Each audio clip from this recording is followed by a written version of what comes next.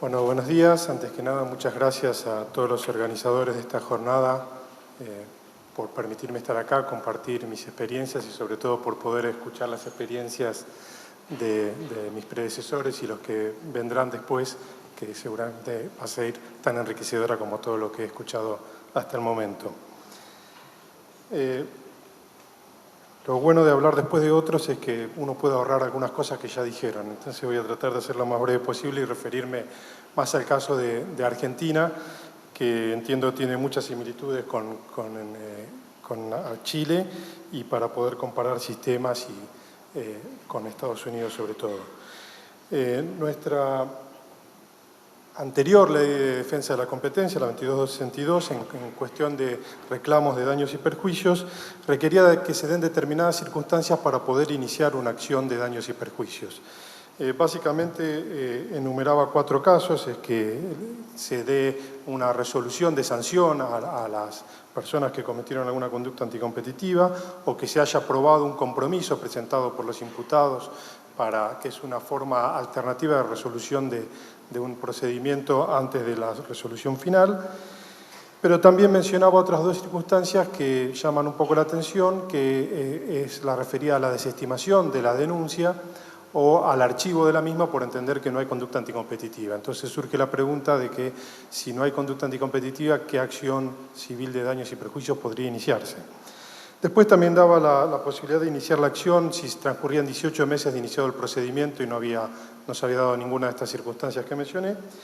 Y finalmente daba una pauta con respecto a la prescripción, que decía que era de 2 años, pero empezaba a correr a partir de que la acción pueda ser ejercida, es decir, de que se den estas circunstancias que recién les decía. El tema de la prescripción, yo creo que en nuestros derechos codificados es importante porque, sobre todo, cómo se conjuga eso con la prejudicialidad o no de las conductas anticompetitivas y el derecho de daños. Hay que prestarle una importante atención, sobre todo en los casos de daños donde no se reclama una cuestión por una relación contractual. Es decir, en la Argentina, si el daño se produce por una relación contractual de alguien que le compró un producto a otro, la prescripción va a ser de 10 años. Entonces ahí hay un plazo considerable como para poder iniciar la acción. Pero si la relación no es directa, es decir, le quiero reclamar a alguien que no le compré yo, sino que a su vez le proveyó, como veíamos hoy en los casos, sí se va a poder hacer esa acción, pero la prescripción es de 2 años, porque es una relación extracontractual. Entonces ahí hay que tener mucha atención en cuándo empieza a correr esa prescripción para que justamente se pueda iniciar la acción en plazo. También tengamos en cuenta que el reclamo de un consumidor afectado en un caso de cartel por fijación de precios puede ser dirigido a la misma persona que le adquirió los productos como a todos los demás integrantes del cartel. Porque como vamos a ver, la responsabilidad de los miembros que cometen una conducta ilícita es solidaria, entonces se le puede reclamar a cualquiera. Pero al que se le compró el producto va a ser una responsabilidad directa y contractual con prescripción de 10 años y a los demás va a ser una relación extracontractual con prescripción de 2 años. Pasando a la ley vigente, que es del año 1999, se modificó este aspecto del tema de reclamo de daños y perjuicios, y el artículo 51 hoy en día dice que las personas físicas o jurídicas damnificadas por los actos prohibidos por esta ley podrán ejercer la acción de resarcimiento de daños y perjuicios conforme las normas de derecho común ante el juez competente en la materia. O sea que remite a las normas de derecho común, básicamente al Código Civil argentino. Este artículo yo lo relaciono especialmente con el artículo 59 de la Ley de Defensa de la Competencia, que dice que queda derogada toda atribución de competencia relacionada con el objeto o finalidad de esta ley otorgada a otros organismos o entes estatales. Entonces, si entendemos que esta atribución de competencia que establece el artículo 59, cuando se refiere a otros organismos o entes estatales, incluye a la justicia, vamos a poder concluir que los únicos que van a poder determinar si una acción anticompetitiva, si una conducta es anticompetitiva o no y punible o no, será la Autoridad de Aplicación de la Ley de Defensa de la Competencia, o sea, el Tribunal de Defensa de la Competencia, según la ley, que hoy está ejercido por la Comisión Nacional de Defensa de la Competencia y el secretario. En este sentido, un poco como decía antes Enrique, el tema que yo entiendo también que los únicos que pueden decir si una conducta es anticompetitiva o no en la Argentina es la Autoridad de Aplicación de la Ley de Defensa de la Competencia y no sería un juez del derecho común que sí puede entender y va a entender en el tema de daños y perjuicios, pero a mi razón de ver es solo en cuanto a la extensión de los daños y la prueba de esos daños. Como les decía, este juego de los artículos que recién mencionaba delimitan una actuación de que vela por el interés público, que es básicamente el interés que protege la Autoridad de Defensa de la Competencia, y hay otra esfera privada que va al derecho común, que es para la reparación de daños y perjuicios. Pero aquí se plantean las dos posturas, de las cuales yo ya le adelanté cuál es mi opinión, sobre si es necesaria una jurisdicción primaria administrativa que analice el caso y determine si hay una conducta anticompetitiva, o si por el contrario los jueces comunes, civiles o comerciales básicamente, pueden analizar casos y conductas y determinar ellos mismos si una conducta puede ser anticompetitiva y después determinar su indemnización por daños y perjuicios. Para ello, creo que vale la pena hacer un breve repaso sobre las normas del derecho común a las cuales remite el artículo 51 de la Ley de Defensa de la Competencia para analizar un poco cómo va a estar regido esa responsabilidad. Y el artículo 1066 del Código Civil de la República Argentina establece que ningún acto voluntario tendrá el carácter de ilícito si no fuera expresamente prohibido por las leyes ordinarias. En el caso que los convoca, la Ley de Defensa de la Competencia establece en su artículo primero, básicamente, cuáles son los actos o conductas que se reputan anticompetitivas. Y básicamente establece que puede ser cualquier acto o conducta que afecte o restrinja la competencia, siempre que altere el interés económico general. Entonces, ahí es donde creo que está la clave, porque me resulta difícil que un juez que entiende en cuestiones del derecho común pueda establecer cuál es el interés económico general, sobre todo si entendemos que ese interés económico general siempre va a estar ligado a las políticas económicas de un determinado momento y de determinadas circunstancias en las que estemos presentando. Entonces, pareciera, por este sentido, que esto refuerza la idea de que si las conductas anticompetitivas son las que afectan el interés económico general, quien está en mejor condiciones de decir cuál es el interés económico general afectado es la Autoridad de Defensa de la Competencia. Para graficarlo esto, por ejemplo, piensen, no sé si habrán oído que en Argentina, por ejemplo, este año hubo lo que se llamó el congelamiento de precios, acuerdos de precios impulsados desde el gobierno, desde la misma Secretaría de Comercio, que eso es la Autoridad de Aplicación de Defensa de la Competencia, donde se decía que determinados productos por 2 o 3 meses no iban a aumentar de precios y se iban a mantener los precios congelados a lo que estaban a fines de febrero de este año.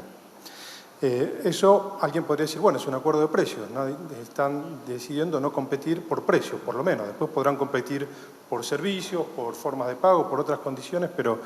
no en cuanto a precios. Bueno, esto bajo la Ley de Defensa de la Competencia no sería una conducta anticompetitiva porque justamente esa conducta no estaba afectando el interés económico general, sino que era una política de Estado que entendía que esa era la herramienta adecuada para evitar otros problemas, estábamos en una cuestión de una medida antiinflacionaria. Entonces, un acuerdo entre competidores y en el cual inclusive participa o propone el Estado de fijación de precios por un plazo determinado, como no está afectando el interés económico en general, no sería una conducta anticompetitiva. Esto, visto desde el punto de vista del Estado, parece muy claro, pero tal vez un juez en el ordenamiento común podría entender de que sí puede haber una afectación y que termine concluyendo que hay una conducta anticompetitiva punible y que se deba una indemnización. Entonces esto generaría un cierto escándalo jurídico. Siguiendo con el articulado de nuestro código, el artículo 1067 dice que no habrá ilícito punible a los efectos de este código si no hubiera un daño causado. O sea, el ilícito es hacer una conducta contraria a la ley y va a ser punible cuando se genera un daño. Y habrá daño, dice el 1068, siempre que se cause a otro algún perjuicio susceptible de apreciación pecuniaria. El artículo 1069 establece que el daño comprende no solo el perjuicio efectivamente sufrido, sino también la ganancia de que fue privado el damnificado por el acto ilícito y que en este código se le asigna como las palabras pérdidas e intereses o lucro cesante, es decir, lo que dejó de ganar la persona damnificada por esos daños. También vamos a encontrar otro artículo que habla de la reparación del daño moral, es decir, la reparación en la Argentina es integral, o sea, se van a reparar todos los daños sufridos por la persona, no solo en cuanto a la reparación inmediata del daño producido, sino al lucro cesante y al daño moral en el caso de personas físicas. A las empresas no se les reconoce ese tipo de daño moral. Después encontramos un artículo que yo entiendo que es clave para encontrar el equilibrio entre las normas de defensa de la competencia y el derecho común, que es el artículo 1071 de nuestro Código Civil, que establece que el ejercicio regular de un derecho propio o el cumplimiento de una obligación legal no puede constituir como ilícito ningún acto. Pero a su vez agrega, y por eso lo remarqué, que la ley no ampara el ejercicio abusivo de los derechos. Y se considerará tal al que contraría los fines que aquella tuvo en la mira de reconocerlos o al que exceda los límites impuestos por la buena fe, la moral y las buenas costumbres. ¿Por qué digo que este artículo para mí es clave? Porque es el artículo que debe considerarse para ver cómo se sopesan los derechos a la propiedad, a ejercer el comercio, a asociarse libremente, con las restricciones, digamos, que puedan hacer a esos derechos las normas de defensa de la competencia.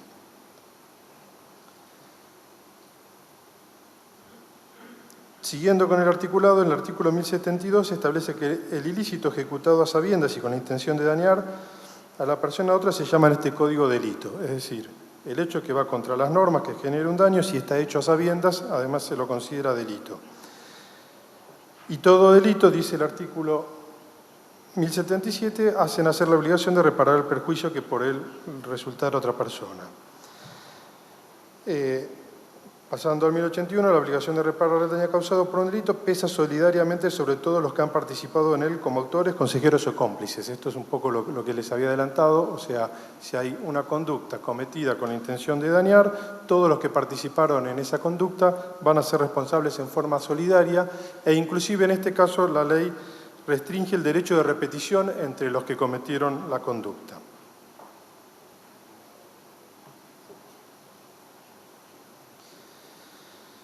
Luego pasamos a las acciones, o sea, dejando claro que la reparación va a ser integral y que todos los participantes van a ser responsables solidariamente.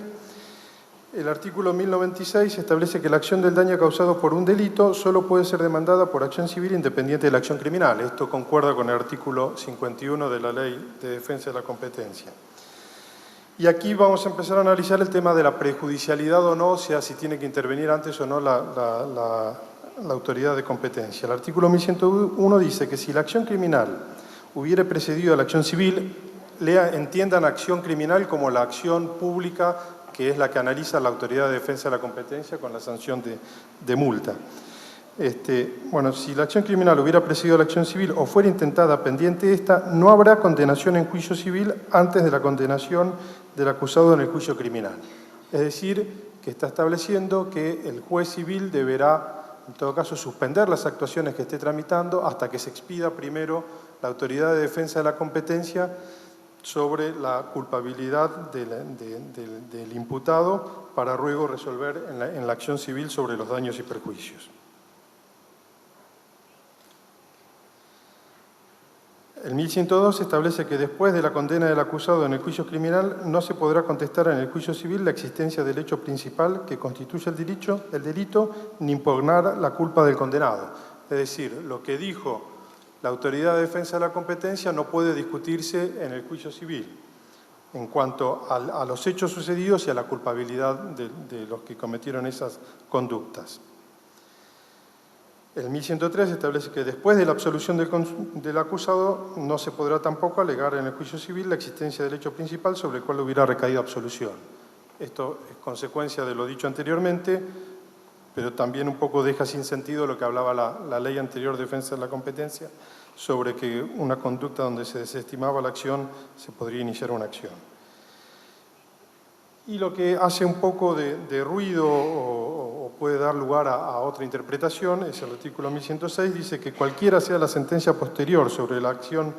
criminal, la sentencia anterior dada en un juicio civil pasada en cosa juzgada conservará todos sus efectos. O sea que si leemos este artículo solo da la idea de que puede haber una sentencia civil antes que la criminal y va a conservar sus efectos aunque la sentencia criminal diga algo distinto. Esto por ende deja abierto las dos posturas. Yo insisto con que creo que lo que es necesario que primero se expida a la Autoridad de Defensa de la Competencia y después, primero por las cuestiones de fondo que acabo de decir y sobre todo porque es una cuestión de practicidad y de procedimiento. En la Argentina, y entiendo que en Chile es igual, los procedimientos que puede llevar desde la parte de la Autoridad de Defensa de la Competencia son muy distintos a los procedimientos de reclamos de daños y perjuicios en el ámbito civil. Es decir, en el ámbito público va a haber una denuncia o una investigación que se inicia de oficio por la autoridad, se le va a dar un primer traslado a los imputados para que den sus explicaciones sobre lo que se está imputando,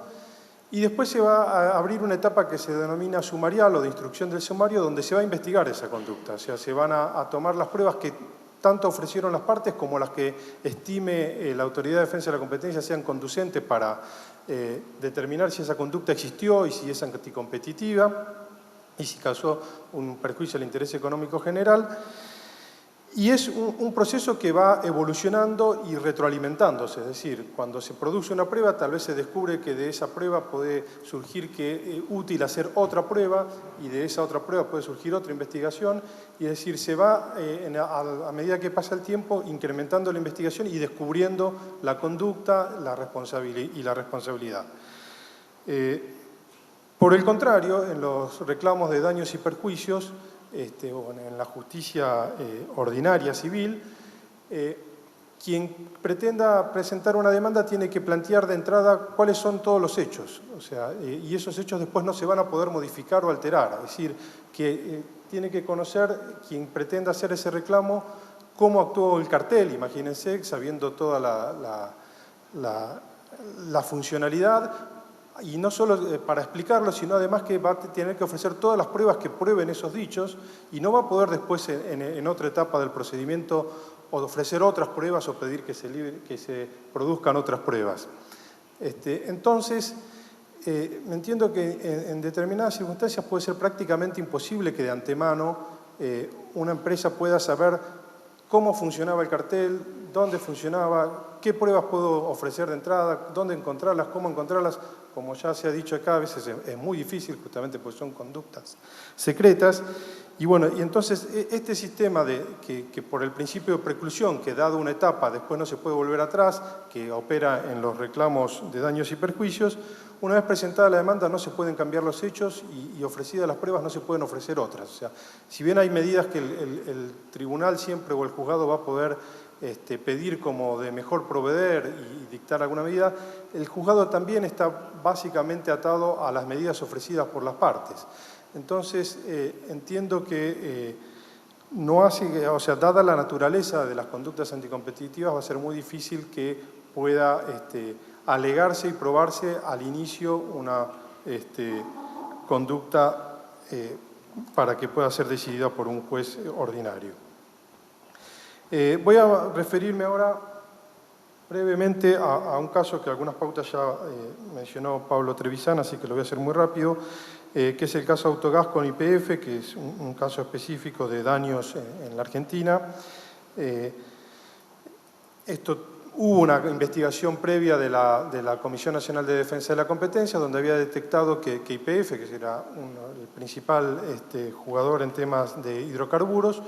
estaba comercializando gas licuado de petróleo en el mercado interno a un precio superior al que vendía ese mismo producto al mercado externo. Es decir, había una diferencia básicamente un 20% más caro para el mercado interno que para el mercado externo. Y con la particularidad de que a su vez a los compradores del exterior les prohibía reimportar ese producto. Es decir, el mismo gas licuado que le vendía a Brasil, que Brasil podría reimportarlo por este margen de diferencia de 20% a la Argentina para obtener una ganancia, estaba prohibido por una cláusula contractual en el contrato de venta de ese producto. Esto, luego de la investigación, se demostró que no tenía ninguna justificación más que un abuso de la posición dominante que tenía YPF y fue sancionada con una multa de 109 millones de pesos que luego de los recursos interpuestos fue confirmada y pagada, o sea, cobrada por el Estado. Luego de esa resolución, la firma Autogás, que era uno de los compradores en el mercado interno de ese gas licuado de petróleo, o sea, es el gas vendido a granel que esta empresa Autogás lo distribuía en garrafas y después se vendía en esas garrafas para el consumo de los consumidores finales en sus casas. Inició un reclamo a YPF